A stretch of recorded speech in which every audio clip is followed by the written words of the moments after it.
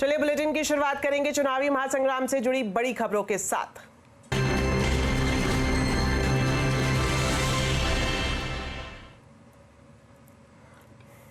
लोकसभा चुनाव अंतिम दौर में है। इससे पहले प्रधानमंत्री नरेंद्र मोदी ने एएनआई को दिए इंटरव्यू में बंगाल की ममता सरकार पर जमकर हमला बोला। उन्होंने कहा कि टीएमसी बंगाल में अपने अस्तित्व की लड़ाई लड़ रही है। बीजेपी को सबसे ज्यादा सफलता पश्चिम बंगाल में ही मिल रही है।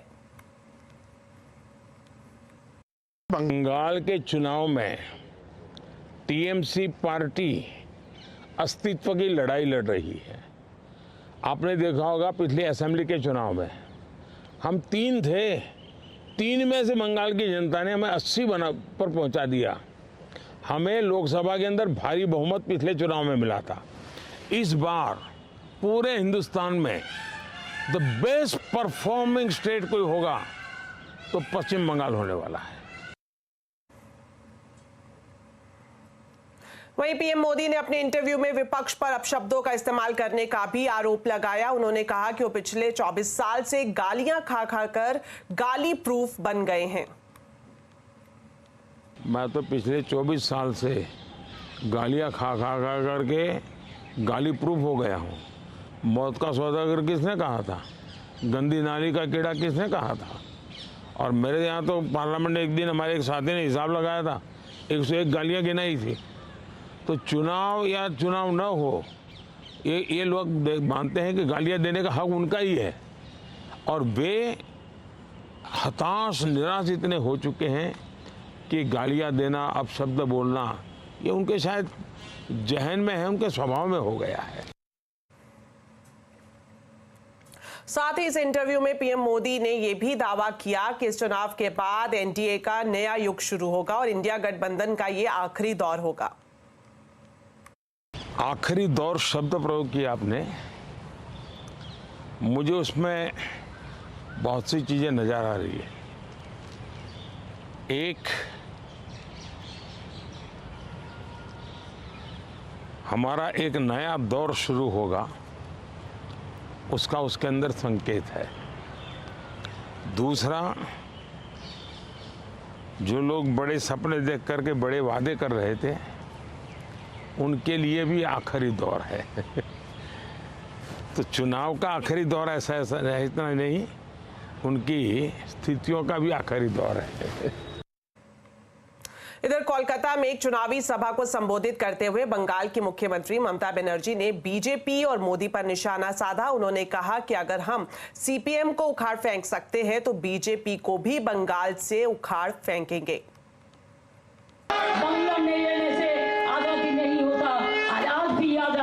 बांग्ला ही रहा है, इसी के लिए हम अगर सीपीएम को ऊपर उखाड़ दे सकते थे तो हम बीजेपी को भी उखाड़ देंगे। ये हमारा वादा है, ये हमारा वादा है, ये हमारा वादा है।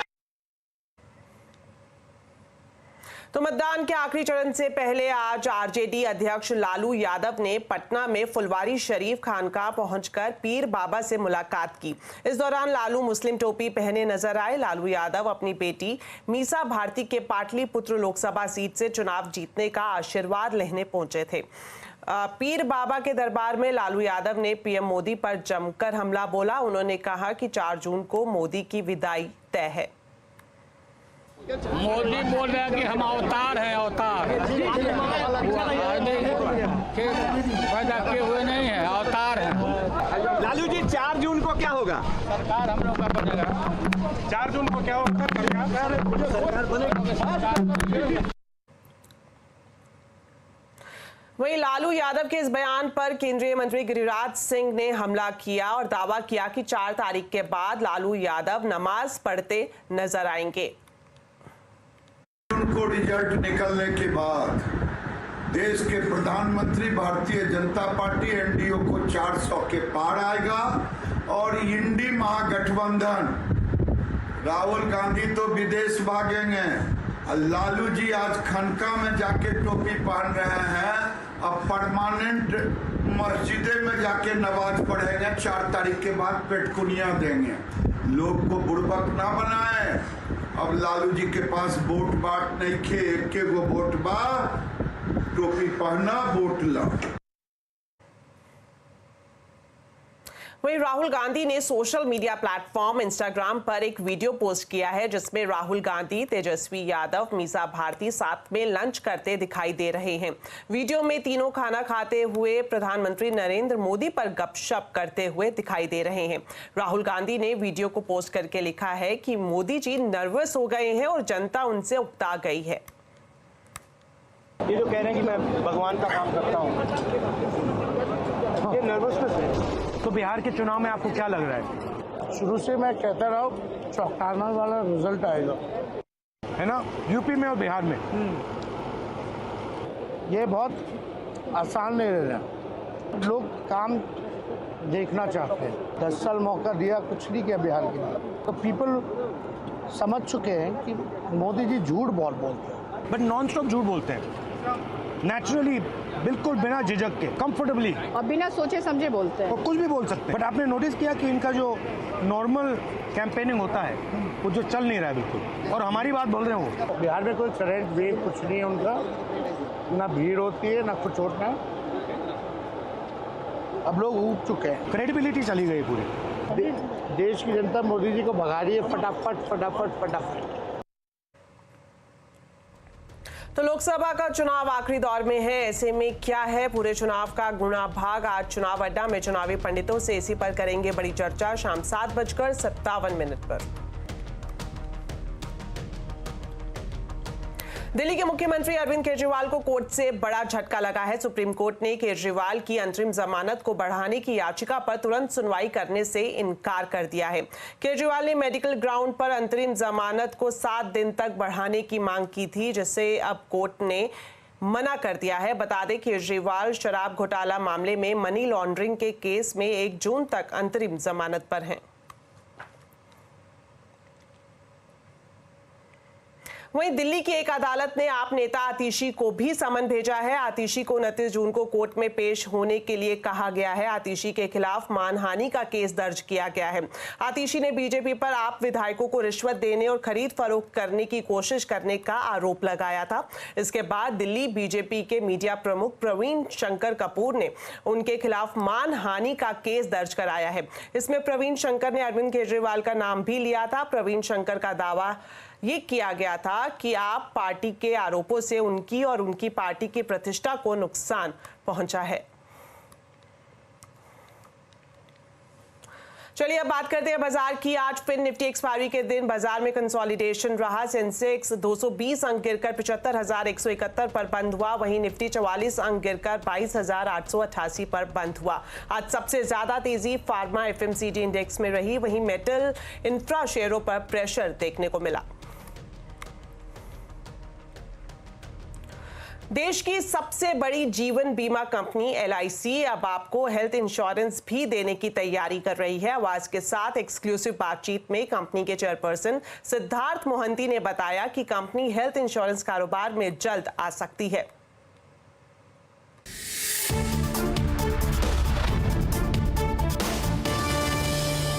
कि आपने इनऑर्गेनिक ग्रोथ के बारे में बात की है। LIC यूजुअली इस तरीके की बात नहीं करता, लेकिन क्योंकि अभी लीडरशिप भी चेंज हुई है, आपके लीडरशिप में क्या एक्विजिशन या कोई हेल्थ केयर इंश्योरेंस स्पेस में एक बड़ा अनाउंसमेंट देख सकेंगे FY25 में? हम लोग जो है पूरा सारे के सारे ऑप्शंस खुला रखते हैं जी। Organic inorganic both options are open, हमारे लिए खुला है LIC के लिए। और मेरा समझना है कि हेल्थ इंश्योरेंस मार्केट जो है बहुत बड़ा मार्केट है। इसमें अभी तक अच्छा सा मतलब ये नहीं हुआ है, काम नहीं हुआ है। और आने वाले समय में जब नया कानून आएगा, इंश्योरेंस एक्ट चेंज होगा, उसमें कंपोजिट लाइसेंस आएगी, तो वो समय जो है हम उसके लिए अभी से काम कर रहे हैं। ओके। तो हम लोगों का लक्ष्य रहेगा कि हम लोग बड़े पैमाने पर हेल्थ इंश्योरेंस में आए।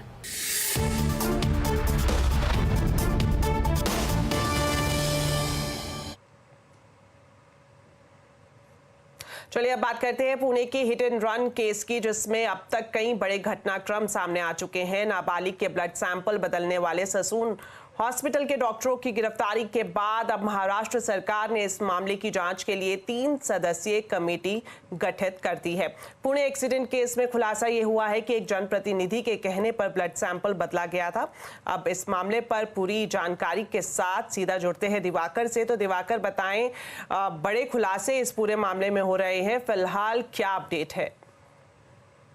देखिए, पुणे हिट एंड रन मामले में आज जो है जो राज्य सरकार द्वारा गठित कमेटी है 3 सदस्यों की, वो पुणे पहुंची है। पुणे पहुंचने के बाद वो ससून अस्पताल गई है, जहां पर जो रिपोर्ट बदली गई थी, जो सैंपल चेंज किए गए थे, उससे रिलेटेड तमाम स्पॉट पर गई है, वहां पर जांच की है। दरअसल जो जेजे अस्पताल के डीन है मुंबई में, पल्लवी सापले, वो जो है उनके नेतृत्व में ये कमेटी गठित की गई है। वो और उनके 2 और सदस्य जो है आज सुबह पुणे पहुंचे हैं और लगातार इस मामले की जांच कर रहे हैं कि आखिर सैंपल लेने के दौरान क्या जो मैनुअली चीजें होती हैं वो क्या की गई थी या नहीं की गई थी, सैंपल जांचने के दौरान किन चीजों का ध्यान रखा गया था या नहीं रखा गया था। और डॉक्टरों पर जो आरोप है कि उन्होंने नाबालिग का जो सैंपल है वो कूड़े में डाल दिया था, जैसा कि पुणे पुलिस दावा कर रही है, और दूसरे मरीज का सैंपल लेकर उन्होंने रिपोर्ट बनाई और पुणे पुलिस को दी थी।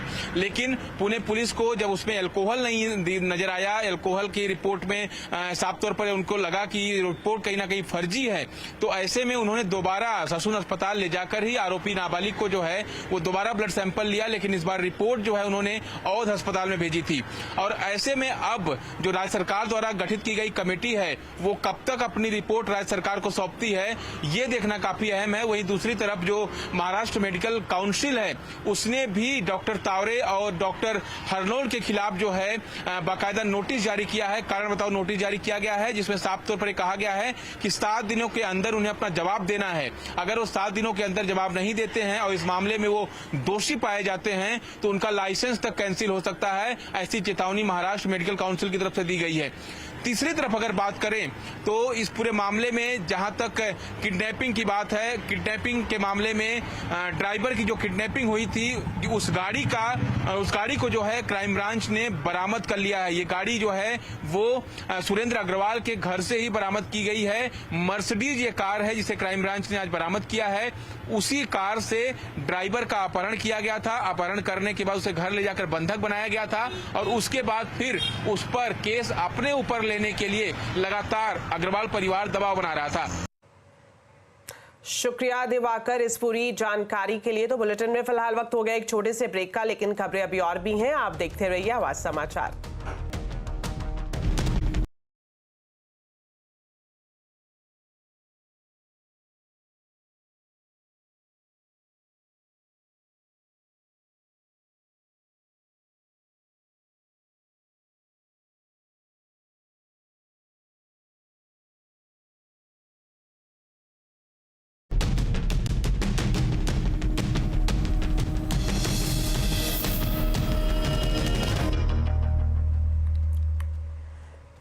ब्रेक के बाद आपका स्वागत है। अब आपको लेकर चलते हैं पटना, जहां पर छात्र की हत्या का मामला गर्मा गया है। छात्र नेता हर्ष राज की हत्या मामले में आज छात्रों ने विरोध प्रदर्शन किया।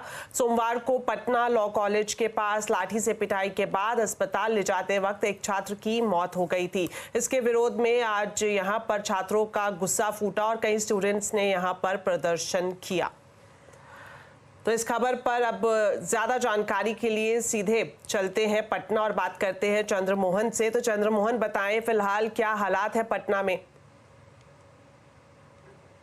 पटना यूनिवर्सिटी का छात्र हर्ष राज की हत्या के मामले में पुलिस ने एक युवक को गिरफ्तार किया है जिसका नाम चंदन कुमार बताया जा रहा है। उससे पूछताछ लगातार चल रही है और जो जानकारी अब तक सामने आई है उसमें यह कहा जा रहा है कि पटना कॉलेज का ही वो जैक्सन हॉस्टल है जहां पर वो रहता था और पटना जिले के अम्हारा इलाके का रहने वाला है। लेकिन बाकी और कौन शख्स थे? जब हर्ष राज पटना लॉ कॉलेज से परीक्षा देकर निकल रहा था और उसके बाद पहले से नकाब पहनकर वहां पर मौजूद थे, घात लगाए बैठे थे और जैसे ही हर्ष राज मोटरसाइकिल पर बैठने जा रहा था उसी दौरान उसके ऊपर लाठी डंडों से और ईंट पत्थर से हमला कर दिया और जब तक हर्ष राज को अस्पताल पहुंचाया जाता उसकी मौत हो गई। हालांकि इस मौत के बाद छात्रों में काफी गुस्सा देखने को मिला और आज सुबह सुबह भारी संख्या में पटना यूनिवर्सिटी के सामने पटना यूनिवर्सिटी के छात्र पहुंच गए और उसके बाद हंगामा करते हुए अशोक राजपथ होते हुए वो कारगिल चौक पर पहुंचे। घंटों तक वहां पर यातायात उन लोगों ने बाधित रखा। हालांकि पुलिस ने साफ तौर पर यह दावा किया है कि चंदन की गिरफ्तारी के बाद अन्य लोगों की तलाश तलाश की जा रही है और साथ ही सीसीटीवी भी खंगाला जा रहा है कि वहां पर और कौन कौन छात्र मौजूद थे। लेकिन जिस तरह से हर्षराज की हत्या की गई और वहां पर आसपास में जो लोग मौजूद थे वो मुखदर्शक बने रहे, ये कहीं ना कहीं उनके ऊपर भी सवाल खड़ा कर रहा है। और साथ ही जो छात्र गुस्से में हैं वो भी सीधे तौर पर पटना जिला प्रशासन, पुलिस के ऊपर और यूनिवर्सिटी प्रशासन के ऊपर सवाल खड़े कर रहे हैं कि आए दिन पटना यूनिवर्सिटी में इस तरह की घटनाएं होती रहती है। जब भारी संख्या में वहां पर छात्र पहुंचते हैं, मारपीट करते हैं, फायरिंग करते हैं, बमबाजी करते हैं और उसके बाद निकल जाते हैं। हालांकि पुलिस साफ तौर पर यह दावा कर रही है कि पूरे मामले की अभी जांच चल रही है और जांच के बाद यह साफ हो पाएगा कि आखिर कौन कौन और लोग इसमें इस घटना में संलिप्त थे और इस घटना के पीछे की वजह क्या है। लेकिन अभी जो जानकारी सामने आई है उसमें एक युवक की गिरफ्तारी हो गई है और बाकी लोगों की गिरफ्तारी के लिए छापेमारी चल रही है, ऐसा पटना पुलिस का दावा है। लेकिन इस हत्या के पीछे की वजह क्या है ये अब तक साफ नहीं हो पाया है। पुलिस यह दावा भी कर रही है कि जल्द ही उसका भी खुलासा हो जाएगा। साथ ही पास के सीसीटीवी को भी खंगाला जा रहा है। लेकिन इतना जरूर है कि इस हत्या के बाद पटना यूनिवर्सिटी के छात्रों में काफी गुस्सा देखने को मिल रहा है और यही वजह है कि वो लगातार विरोध प्रदर्शन जिला प्रशासन और यूनिवर्सिटी प्रशासन के खिलाफ कर रहे हैं। शुक्रिया चंद्रमोहन इस पूरी जानकारी के लिए। और अब बात करते हैं गर्मी की। मई की गर्मी ने उत्तर भारत में लोगों के पसीने छुड़ा दिए हैं। मौसम विभाग के मुताबिक जून के महीने में भी लोगों को राहत नहीं मिलेगी। दिल्ली में तापमान 48 डिग्री के पार पहुंच गया है। तो मौसम का लेटेस्ट अपडेट दे रहे हैं हमारे संवाददाता असीम मनचंदा। इस वक्त पूरे उत्तर भारत में भीषण गर्मी पड़ रही है। गर्मी लगातार नए रिकॉर्ड बना रही है। राजस्थान के फौलादी में तापमान 50 डिग्री तक पहुंच गया है। इतना ही नहीं, एक बीएसएफ जवान की मौत भी लू लगने से हो गई है। उत्तर भारत में मैं बात करूं, हरियाणा, पंजाब, गुजरात, उत्तर प्रदेश, सब जगह गर्मी अपने नए रिकॉर्ड बना रही है। दिल्ली में भी कल 10 साल का सबसे ज्यादा गर्म दिन देखने को मिला। दिल्ली में तापमान 49 डिग्री तक पहुंच गया है। आने वाले दिनों में भी आपको गर्मी से राहत की उम्मीद नहीं है। फिलहाल 2 दिन तक मौसम विभाग ने रेड अलर्ट जारी किया है और उसके बाद जून में भी गर्मी से कोई राहत नहीं मिलेगी। मौसम विभाग के मुताबिक जून में भी हीट वेव के दिन 8 से लेकर के 10 हो सकते हैं। कुछ लोग छुट्टियां मनाने के लिए, राहत लेने के लिए पहाड़ों की तरफ रुख कर रहे हैं, लेकिन वहां भी गर्मी बहुत ज्यादा पड़ रही है। मौसम विभाग ने जम्मू कश्मीर, हिमाचल प्रदेश, लद्दाख के लिए येलो अलर्ट जारी किया है। तो सब जगह गर्मी का पारा चढ़ा हुआ है। थोड़ी सी गनीमत यह है कि मानसून अपने ट्रैक पर है। अगले 3 से 4 दिन के अंदर मानसून केरल तट के ऊपर पहुंच जाएगा, लेकिन उत्तर भारत तक पहुंचने के लिए कम से कम आपको 30 जून तक का इंतजार करना पड़ेगा। तब मानसून दिल्ली तक पहुंचेगा, तभी आपको राहत मिल सकती है। असीम मनचंदा, CNBC आवाज। अगर आप कमोडिटी बाजार में दिलचस्पी रखते हैं और उसमें कारोबार करना चाहते हैं तो CNBC आवाज आपके लिए लेकर आया है कमोडिटी गुरुकुल के नाम से एक अनोखी पहल।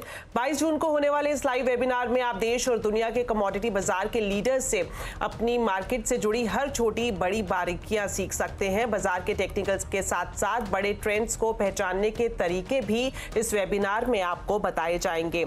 ये भी सिखाया जाएगा कि मोमेंटम इंडिकेटर्स क्या होते हैं और उनके हिसाब से स्ट्रैटेजी कैसे बनाई जाती है, निवेश में कितना जोखिम है और उसे आप कैसे मैनेज कर सकते हैं, आपको अपने पोर्टफोलियो में कमोडिटी की कितनी जगह देनी चाहिए। साथ ही एक्सपर्ट आपके हर सवाल का जवाब प्रैक्टिकल एग्जाम्पल के साथ देंगे। इसके अलावा भी बहुत कुछ सीखने का मौका आपको मिलेगा। तो इस एक्सक्लूसिव वेबिनार का हिस्सा बनने के लिए आप लॉग इन कर सकते हैं। डिटेल्स इस वक्त आपकी टीवी स्क्रीन पर है।